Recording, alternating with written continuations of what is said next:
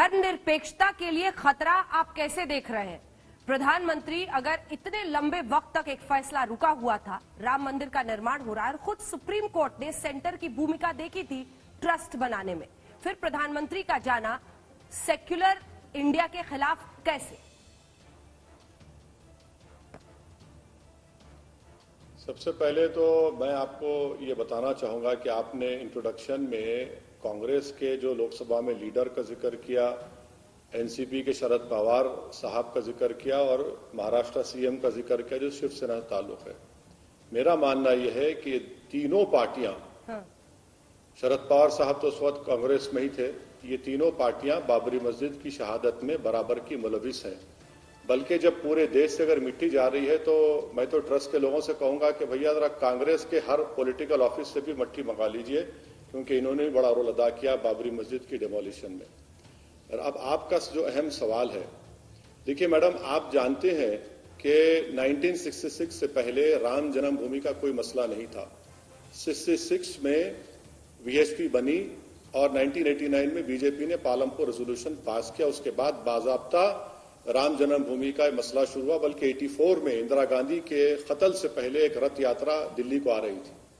इसमें बीजेपी और शिवसेना का बहुत बड़ा रोल रहा इसको एक इशू बनाने के लिए।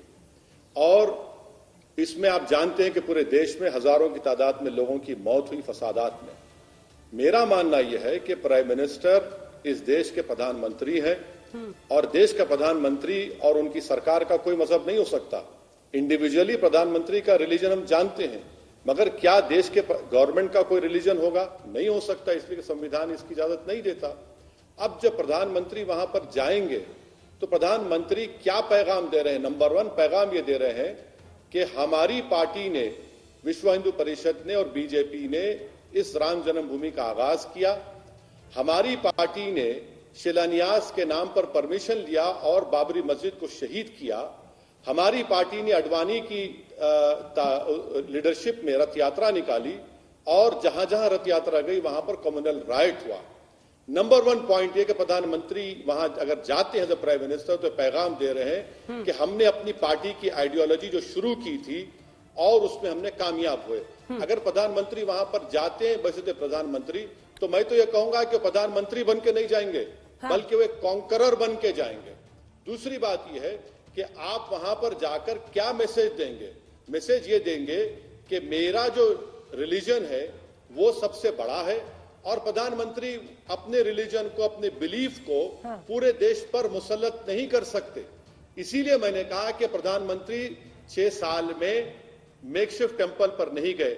आपके सवाल में एक और पॉइंट था कि सुप्रीम कोर्ट ने एक स्कीम बनाई। यकीनन सुप्रीम कोर्ट का वो जजमेंट है, उसके ताल्लुक से हमारी राय आप जानते हैं, मगर क्या सुप्रीम कोर्ट ने कहा कि प्रधानमंत्री को बुला लो? क्या पता सुप्रीम कोर्ट ने कहा? सुप्रीम कोर्ट ने ये तो नहीं कहा ना। इसीलिए अभी भी वक्त है कि प्रधानमंत्री, देश का सेकुलरिज्म कोई इकोनॉमिक पॉलिसी नहीं है कि 500 के 1000 की नोट मैंने मिटा दिया और इकोनॉमिक पॉलिसी को खत्म कर दिया। ये देश का सेकुलरिज्म देश की रूह से जुड़ा हुआ है। और एक बात समझिए आप कि 400 साल तक वहां पर मस्जिद थी और मेरा मानना यह है कि वहां पर मस्जिद आज भी है और कल भी रहेगी। तो इसलिए हम उम्मीद करते हैं कि प्रधानमंत्री अगर मस्जिद है जाने के लिए तो वो प्राइम मिनिस्टर के रूप में ना जाए, कह दें कि मैं अपनी इंडिविजुअल कैपेसिटी में जा रहा हूं। लेकिन जो आप खुद नहीं करते उसकी उम्मीद आप दूसरे लोगों से क्यों करते हैं? मेरे सवाल को गौर से सुनिएगा। आप कहते हैं कि प्रधानमंत्री अगर जाएंगे तो सेक्युलरिज्म की रूह के खिलाफ होगा, तो आप कौन सा सेक्युलरिज्म की रूह को कायम करते हैं? जब आप खुलकर मस्जिद के पक्ष में बोलते हैं तो क्या आप भी वही नहीं करते?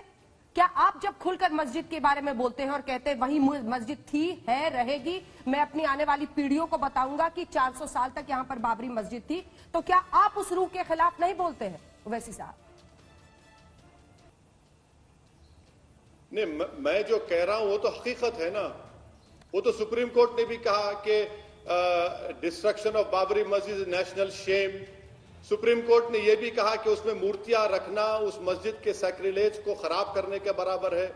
सुप्रीम कोर्ट ने ये तो नहीं कहा ना कि मंदिर तोड़कर मस्जिद बनाई गई। मैं आपका सवाल का जवाब दे रहा हूं। मैं आपका शुक्रगुजार हूं कि आप असदुद्दीन ओवैसी को देश के प्रधानमंत्री के बराबर कर दे रहे हैं। वो एक कॉन्स्टिट्यूशनल अथॉरिटी है, प्राइम मिनिस्टर है इस देश के।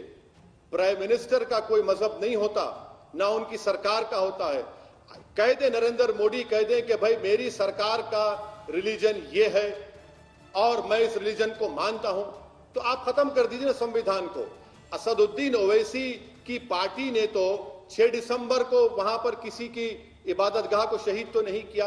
असदुद्दीन ओवैसी की पार्टी ने 22 और 23 दिसंबर 1949 रात के अंधेरे में वहां पर किसी मस्जिद, किसी के इबादतगाह में जाकर नमाज तो नहीं पढ़ी। ये तो फैक्ट है। हमने सुप्रीम कोर्ट को धोखा देकर वहां पर किसी की इबादतगाह को शहीद तो नहीं किया। मगर मैडम, अगर आप मुझे प्राइम मिनिस्टर के बराबर कर रहे हैं तो ये आपकी जर्रा नवाजी है, ये आपकी मैग्नानिमिटी है। मैं आपको सलाम करता हूं, आपने मुझे इतनी इज्जत दी।